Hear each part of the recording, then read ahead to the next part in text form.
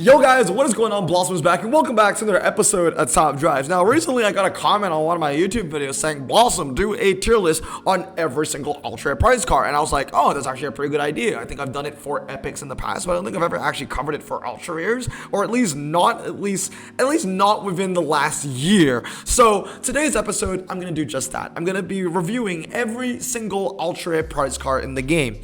Here are the ranks. We have Blossom Choice, because obviously Blossom Choice does not include prize cars, but if it did, which would be the ones that I would Blossom Choice? Der Kaiser, which is still, as many of you may know from my tier list series, a very good rank to be in. Useful, has its moments, hot garbage, and unreleased. But before I tell you the rankings for, what I think, in my personal opinion, these cars belong, or where they belong, I have this little spreadsheet that I want to showcase to you. These are my ultra rare prize cars. These are their win percentages, their races, how old I've had them, their tunes, everything about it. This is everything you need to know about my ultra rare prize cars, and I think the numbers won't lie.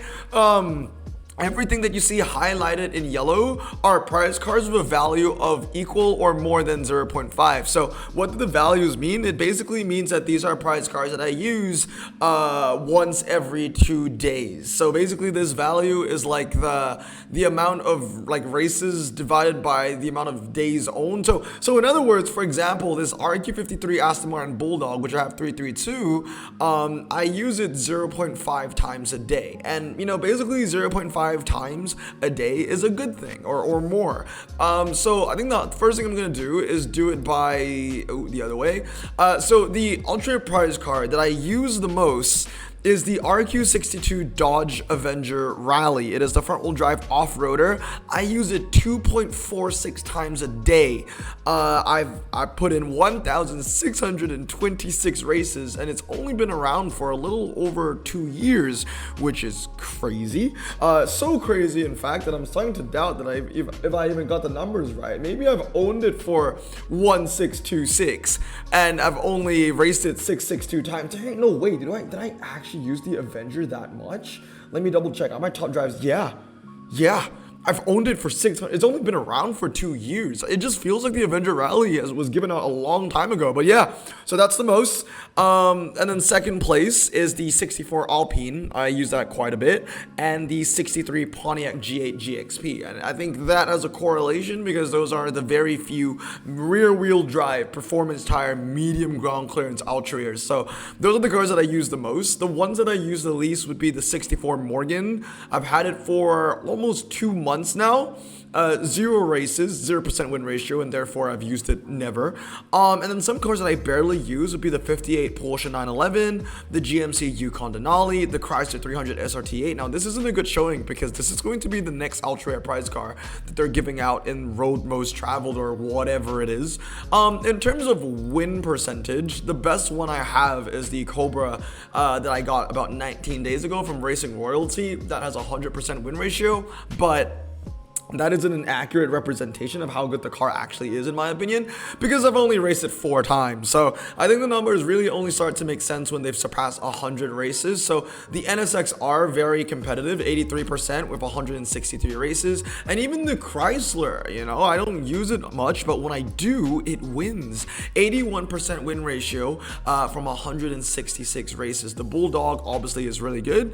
Then the worst performers are the ones with the lowest win ratios, like the Yukon Denali with 50%. The Di Tommaso Pantera has a very bad ratio because this is 278 races, so it's a decent sample size and it has a win ratio of less than 60%. The Rezvani Tank, only 35 races, so that's not too many. And the Skyline GTR, I use it a lot, but it only has a 67% win ratio. But honestly, when it's above 70%, it's not even that bad anymore. So the Avenger Rally is 71%. It's because a lot of the time it's losing to Lancer 037. wins, but only by 50, so those are wins in many scenarios. And then let's look at the ones with the most races. So the ones with the most races is the Avenger Rally once again with 1,626 races. The Alpine and the Pontiac come next. The Ram Rebel has been around the block for a long time, and let's look at my oldest cars. So days owned, right? So my oldest ultra rare prize car is the Ram 1500. Now I have two of these because they've been out twice. The Chrysler 300 SRT8, which was given out, as Hutch said, over 3 years ago, at this point almost 4 years ago. So yeah, I mean, it's a very old car. The newest one obviously being the AC Cobra with 19 days, the Morgan at 50 days, and the GMC Yukon at 111 days. So it seems like ultra rares are given out every 50 days or so, 231, 165, 111, 50, 19, something like that. But obviously there's a very short window between the AC and the next ultra rare that we're going to win. So anyway, so now you've seen those numbers and maybe you've become accustomed to basically what I'm going to be judging these cars from my personal experience. Let us begin. The first one is the AC Cobra 378 GT, and I'm going to say it's actually useful. I know I only raced it 4 times, but you can't really go wrong with a 64. And the main thing about the AC Cobra is that it has a really low 0 to 60, and like handling is not the worst thing in the world. It's not strong by any means. It's not the worst thing in the world. The MRI on this thing is atrocious. So if you think, oh, it has a low 0 to 60, I'm gonna drag spec that, I would probably argue against that. Don't do that. My own is 233. Obviously do what you want, but obviously the right decision is the right decision and the wrong decision is the wrong decision. But yeah, the AC's got no MRA and it's got no top speed. So really, if you go drag spec on it, it's just going to be a quarter-mile car only. So I'm trying to utilize the handling the most with going 233, and the 0 to 60 is low. So it has an epic 0 to 60 for an ultra rare. Moving on are the chili peppers. These are all unreleased, so I'm just going to put them all here. The Alpine A3 110, I'm going to put in Der Kaiser. The reason why it isn't Blossom Choice, it's medium ground clearance. Okay, the thing about, I want to talk about this, all 3 of them actually. My most used ultra rares. All these Der Kaisers. Why am I not gonna Blossom Choice? Okay, the thing is, they all are ridiculously useful because they used to be the best options to use before World Expo. World Expo kind of shifted the meta everywhere. Like, especially like front wheel drive off-road meta, the Avenger was the best car to use for the longest time. You always needed it in your hand. But nowadays, people kind of just sway towards like the Abarth. And the Abarth 500 is just a better car because it handles better. And the only reason why it's lower in RQ is because the Abarth is low ground clearance and the Avenger is medium. So the thing about the Avenger Rally Sedan is it's not as useful as it was back in the day. I don't think I'm going to be using it as much as I used to, and because of that, I'm going to put it in Der Kaiser. It's the same thing with the Alpine. The Alpine used to be one of the best rear-wheel drive, medium ground clearance cars in the entire game, and I really enjoyed using it, and it was the same for the G8 GXP. But the G8 GXP, I'm actually going to put in Blossom Choice. I'll talk about that later, why it's more significant compared to the Alpine. Alpine's still ridiculously strong, and I think some people can probably argue that it should be Blossom Choice. If you do, I'm not going to disagree. I think it's somewhere in between Der Kaiser and Blossom Choice. The only issue now is that there are a lot more medium ground clearance options in top drives as opposed to back in the day. Remember, the Alpine A3 110 is a really old car. It was around before the Suzuki Ignis Sport, which is now the best option. Now, I get it. The Suzuki Ignis Sport is front-wheel drive. This is rear-wheel drive. But then again, like I said, the competition is just so much bigger nowadays compared to what it used to be. So for now, I'm going to put in the Kaiser, but not Blossom Choice. The thing about the Pontiac G8 GXP is that, you know, it has the same stats as the Alpine, but it still is the best medium ground clearance American car, to my knowledge. When it comes to the Alpine A3 110, I would sway towards like the Renault Megane. But for the Pontiac G8 GXP, it's still sitting in its own class. Whenever it's like USA ×5, and there's like a medium ground clearance, and I don't have enough RQ to use my Cadillac ATS-V, for example, the Pontiac G8 GXP is a great car. Not to mention its saloon, compared to the Alpine's two-seater or coupe or whatever niche it has. So saloon is a lot more diverse, I guess. It's also a lot more competitive. Oh, sorry, I guess the coupes are a lot more diverse. So saloons are a lot less diverse, so that means you can stand out more. Pontiac as well is very niche. American is also very strong, and I just feel like I use my G8 GXP a lot more these days than I do the Alpine, so that's why. The Bulldog, I own 2 Bulldogs. Both of them are going to be Blossom Choice. They are absolutely fantastic, just a prize car version of the Fiji water car. Chrysler 300 Glacier Edition, I'm going to say Der Kaiser. It has its moments. It's 4-wheel drive, it's standard, it's medium, it handles pretty well. I think it's a pretty good car. I don't think it's Blossom Choice, but it's definitely very, very useful when needed, not to mention it's also a saloon, it's also a 5-seater. I'm going to give it Der Kaiser. Next up is the Chrysler SRT8. It's literally the definition of it has its moments. Only when it's Chrysler times 5, which was like yesterday in clubs. If it's Chrysler times 5, then this thing is going to be one of the best cars. If it's any Chrysler event, it's going to be one of the best options to use because it's medium ground clearance, it's performance tires, it's rear-wheel drive, it doesn't have overinflated statistics. It will have its moment, but there's so much competition with this car as well. Like let's say it's an American saloon event, then I would just use the Pontiac G8 GXP where I can. So I think the Chrysler SRT8 is only used for doing Chrysler events, so it has its moments, which those moments are Chrysler events. Next up is the Di Tommaso GT5. I'm going to give it useful, mainly because there are not a lot of medium ground clearance rear-wheel drive Italian cars. When I think of, just not even just rear-wheel drive, just rear-wheel drive or front-wheel drive, I think of like the Di Tommaso Pantera, I think of the Quadruple, I think of the Auto Delta. Like that, there are not a lot to choose from.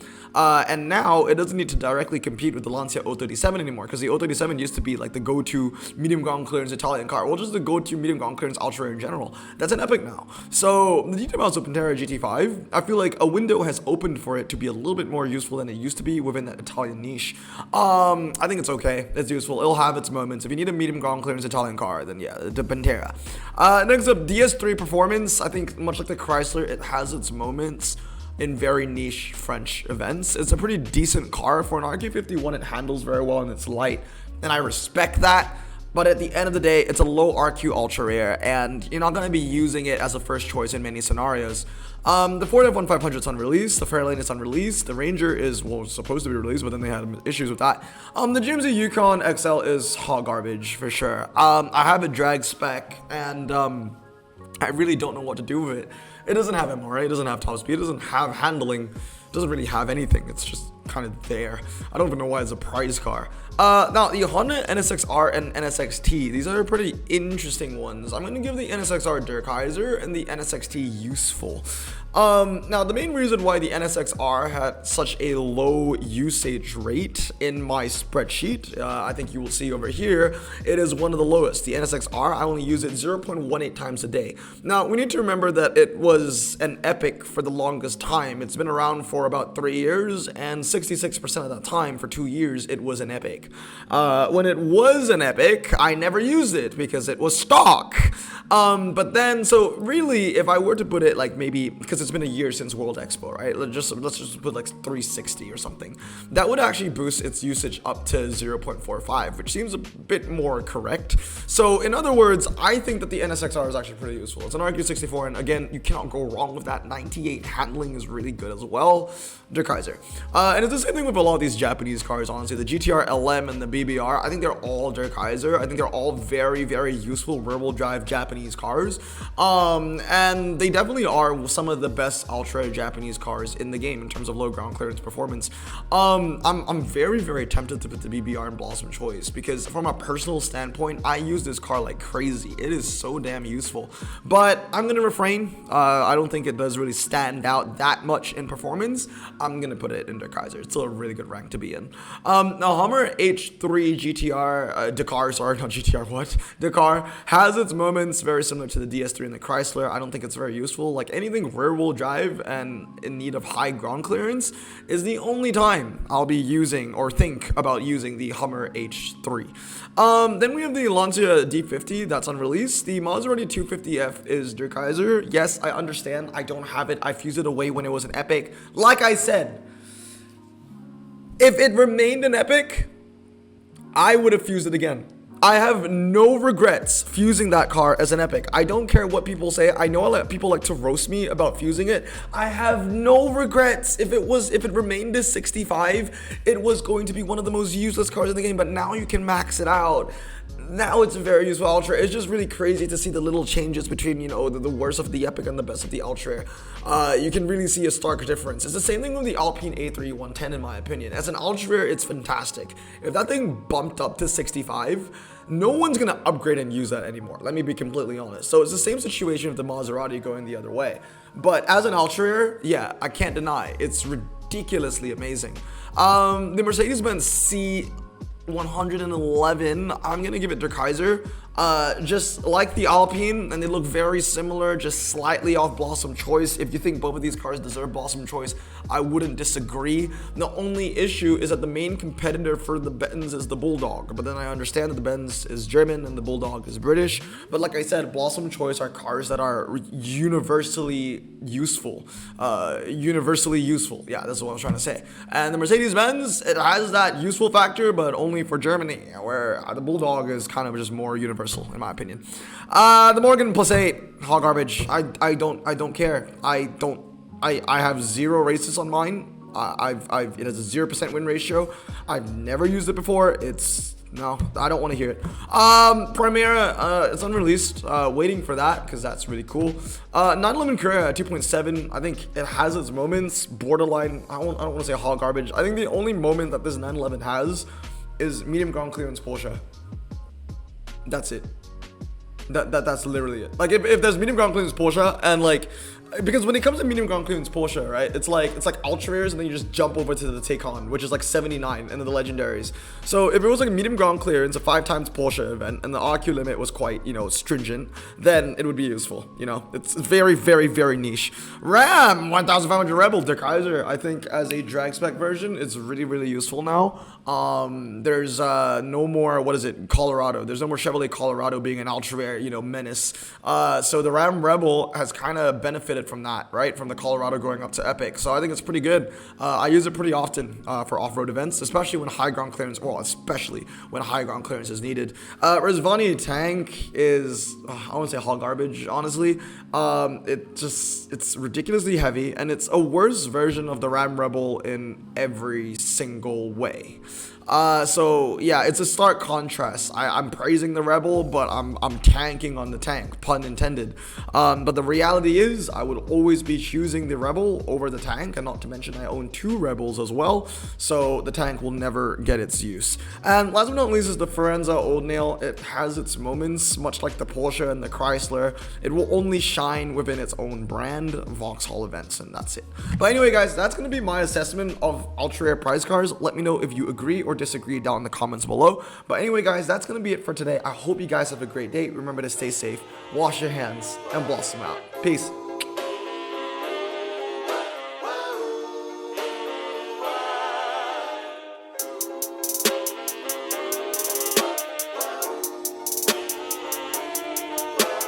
Bro, this song just makes me so happy.